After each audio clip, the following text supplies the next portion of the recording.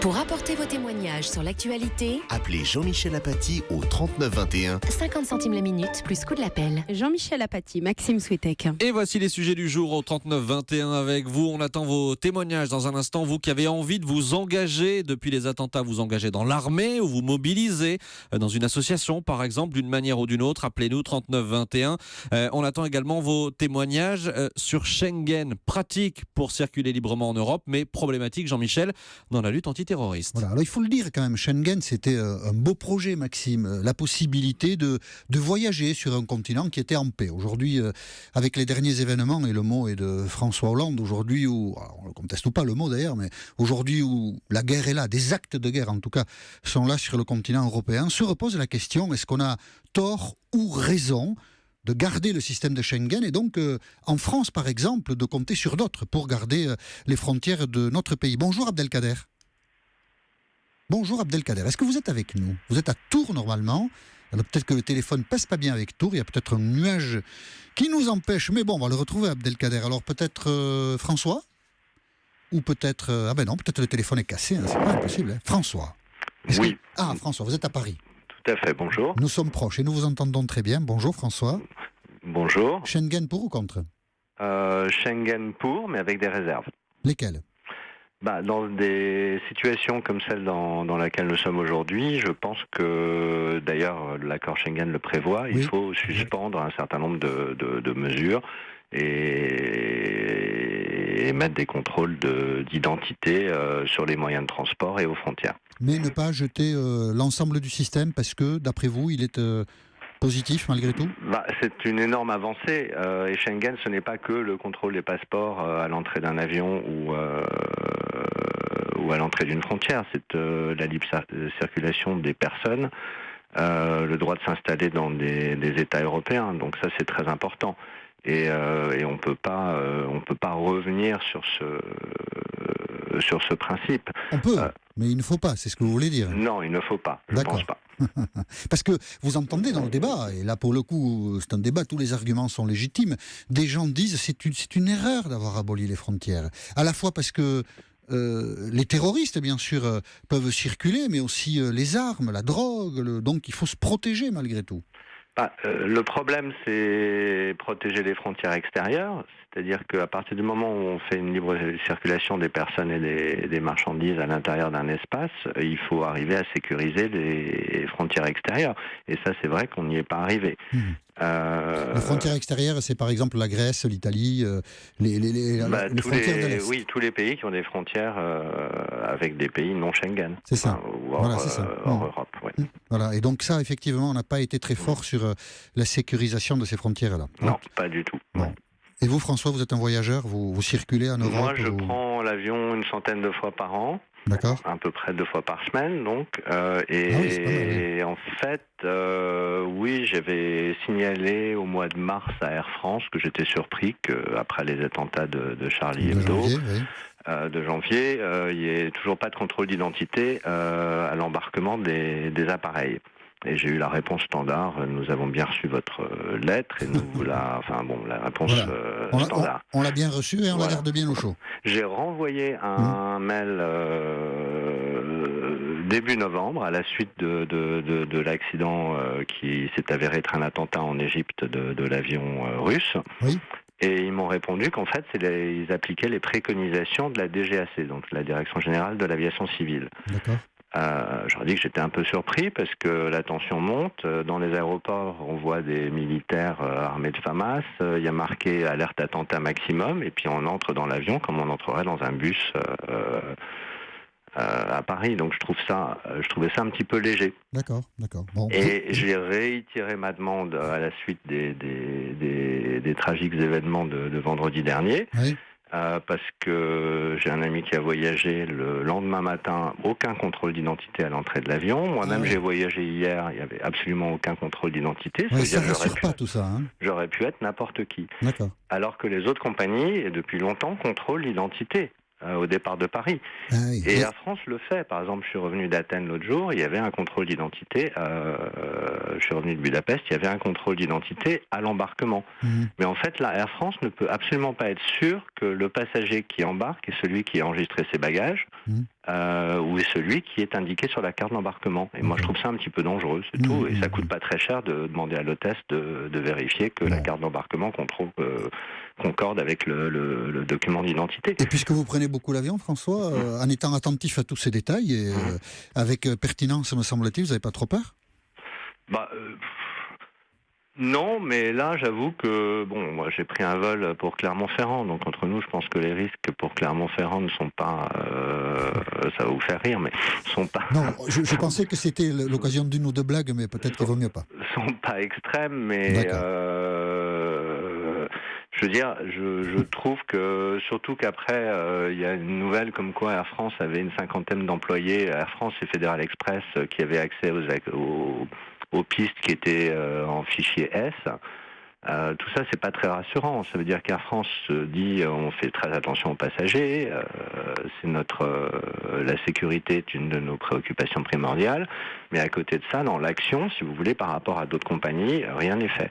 Et je trouve ça un petit peu inquiétant. D'accord. Voilà. En tout cas, je note, François, puisque vous êtes un usager régulier et quand même relativement important des avions. Je note qu'il y a peut-être beaucoup de choses à préciser et qu'il y a des motifs d'inquiétude dont Air France ferait peut-être bien de se soucier. Merci François d'avoir apporté votre témoignage sur l'antenne d'Europe 1. Merci de m'avoir permis de l'exprimer. Merci beaucoup. Et maintenant, nous allons à Perpignan avec François aussi. Bonjour François. Bonjour Jean-Michel. Schengen. Bonjour Maxime. Oui. Bonjour. Et Anissa est là aussi. Bonjour. Bonjour. Pour ou contre Schengen, François ?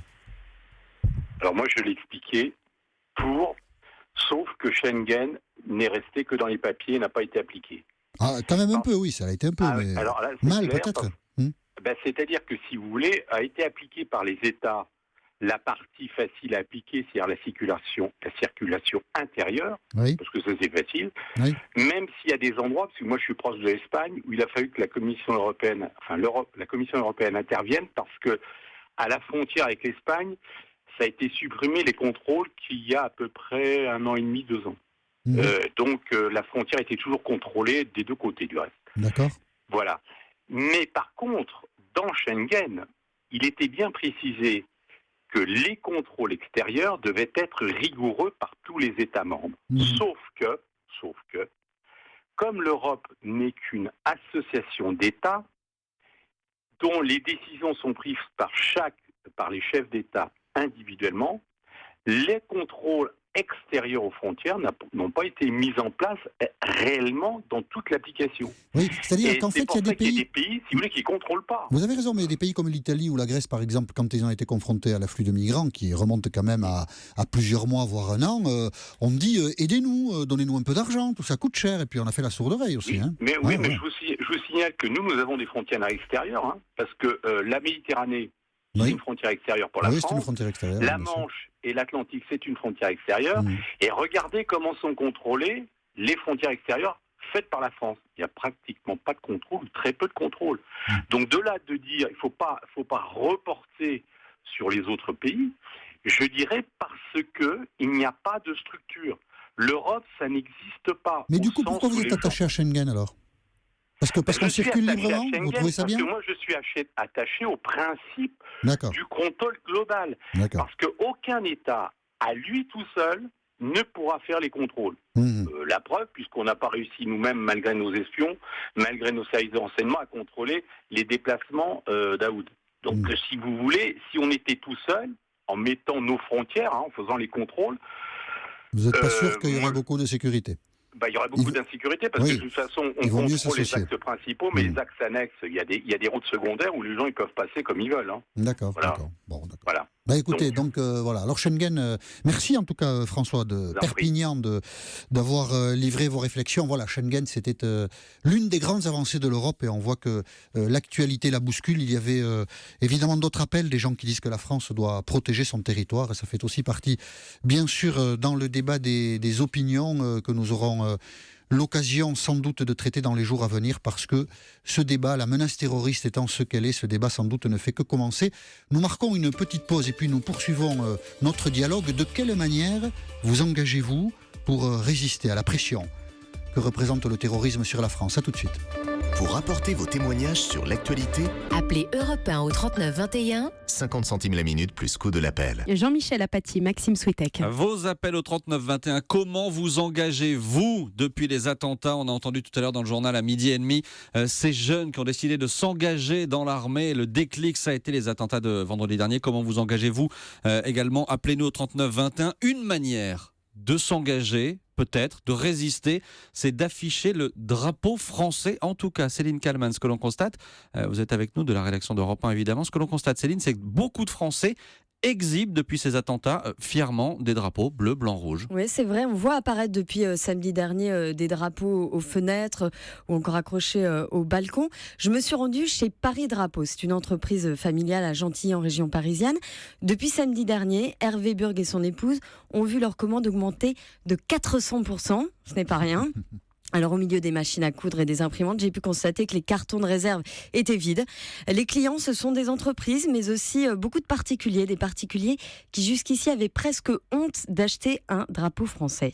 Avant, je me souviens très bien que les gens appelaient pour acheter un drapeau français et c'était un petit peu comme si j'étais un trafiquant de quelque chose de pas légal. Et aujourd'hui, le comportement, c'est vraiment un comportement patriotique. Les gens se sont libérés, en quelque sorte, ils se sont réappropriés le drapeau français. Alors les drapeaux sont cousus à la main, conçus de A à Z dans ce petit atelier qui date de 1932. Un père de famille a fait le déplacement pour justement venir en acheter un.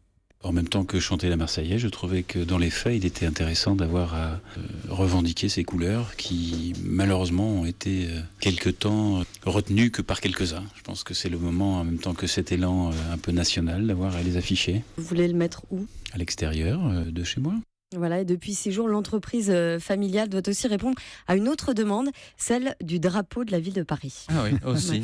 Qu'on achète aussi. Qu'on achète, qu'on peut acheter. Mais vous savez, il y a quelques années, on se moquait des Américains quand, notamment après l'Afghanistan, après les tours, on avait un les drapeau attentats dans de 2001. chaque maison et dans chaque jardin. Et nous, on faisait des reportages un peu ironiques. Ah, ces Américains, quand même. Voilà, et puis on y dans vient. Chaque classe. Oui, bien sûr. C'est sans doute une bonne chose de s'approprier à nouveau le drapeau français, parce que ça n'est pas belliciste, c'est juste un symbole de solidarité. C'est important, sans doute, dans la période. C'est une manière de s'engager, visiblement. C'est une façon de s'engager. Bonjour Léo.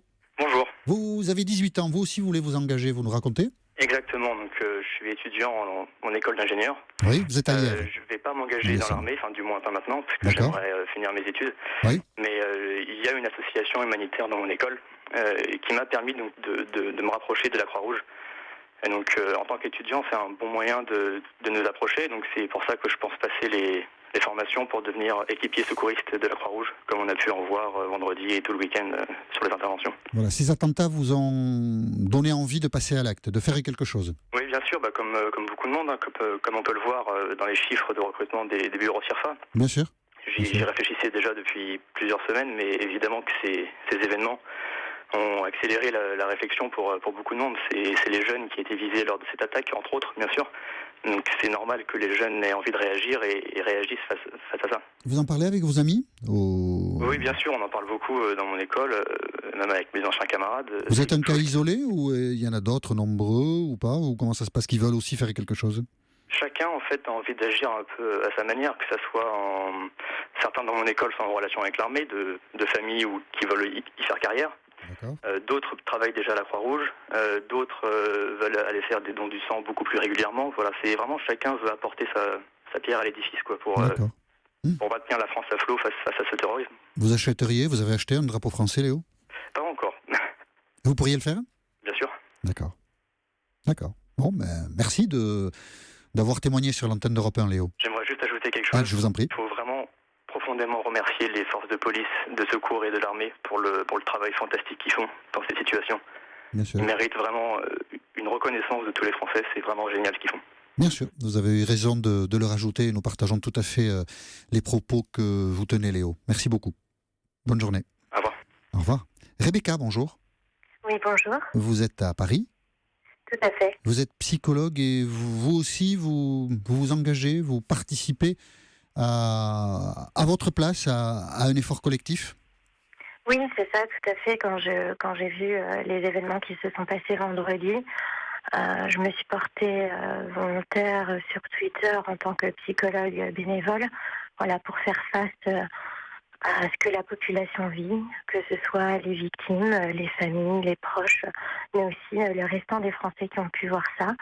Et voilà, je me suis rendue même à l'hôpital Georges Pompidou, où j'ai pu être reçue par la psychiatrie de liaison,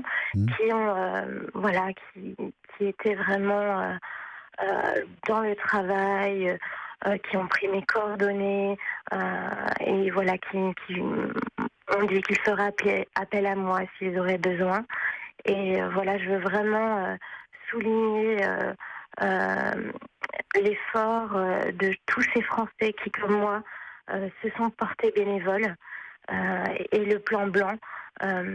Voilà, je peux témoigner que, en tout cas dans les urgences de Georges Pompidou, le travail était là, le nombre de psychologues était là, psychologues en place ou psychologues bénévoles, et les gens étaient vraiment pris en place. Et ce qui est crucial, en fait, vous avez raison, bien sûr. On a reçu, peut-être c'était mardi ou mercredi, le patron des urgences de Pompidou, et il témoignait de ça, Monsieur Juvin, et il disait justement, quand j'ai fait appel aux médecins de l'arrondissement, tout le monde a répondu présent, beaucoup de gens du monde de la santé sont venus nous aider, et il soulignait que cette solidarité dans la nuit de vendredi à samedi avait été très importante et s'avérerait indispensable dans les prochains jours. Et donc Rebecca, vous faites partie de ces gens, et nous sommes heureux d'entendre votre témoignage sur l'antenne d'Europe 1 qui participait à cet effort pour soulager les douleurs et les souffrances de tous ceux qui sont pris dans ces attentats. Merci beaucoup, Rebecca. Tout à fait, merci. Merci, je vous souhaite une bonne journée. Et pour terminer, Christophe, bonjour. Christophe, vous avez 18 ans, vous aussi? Oui, bonjour. Vous êtes en région parisienne? Oui, c'est ça. Vous avez le projet de vous engager dans l'armée? Ce sont les attentats qui vous ont donné envie peut-être de franchir le pas? J'avais déjà l'intention avant des attentats de m'engager dans l'armée. Et oui, c'est vraiment, c'est les attentats qui m'ont fait précipiter pour l'engagement. D'accord. Vous avez fait une démarche déjà? Oui, j'y ai été justement ce matin. Ah d'accord. Vous avez été où? Sur Vincennes. D'accord. Et on vous a dit, on vous a donné un dossier, vous êtes presque bon pour le service? En fait, je vais devoir rendre plein de dossiers, puis après appeler mon recruteur pour lui dire que si je suis prêt pour les tests. D'accord. Vous voudriez aller dans quelle arme? Vous avez un projet précis, ou vous vous laissez un peu faire par les événements et l'institution quand elle vous donnera des renseignements plus précis? Moi, je veux vraiment m'engager dans l'infanterie. Ah d'accord. D'accord. Et donc, c'est pour bientôt, vous espérez? Oui, j'espère. Vos parents soutiennent votre projet? Mes parents, déjà que j'étais à la recherche d'emploi, je voulais faire continuer des études parce que j'avais fait un bac en commerce et je voulais continuer des études, et vu que ça ne s'est pas fait, j'étais actuellement en recherche d'emploi. Mais ils n'ont pas peur pour vous, je veux dire, vos parents? Si, c'est sûr, mes parents, ils ont toujours une crainte, mais après, voilà, je sais que mes parents seront fiers si je porte l'uniforme et que je protège, la France. D'accord. Merci Christophe d'avoir témoigné sur l'antenne d'Europe 1. Je vous en prie. Et je vous souhaite une bonne journée. Merci à tous de nous avoir appelés. Voilà, ces drames qui nous bouleversent, il faut les surmonter. Et voilà, chacun à sa place peut faire quelque chose, et nous étions heureux d'évoquer quelques-uns de ces actes qui témoignent d'un esprit de courage et de résistance, de solidarité aussi, dont nous avons évidemment besoin. Nous reprendrons ce dialogue lundi prochain dans Europe Midi.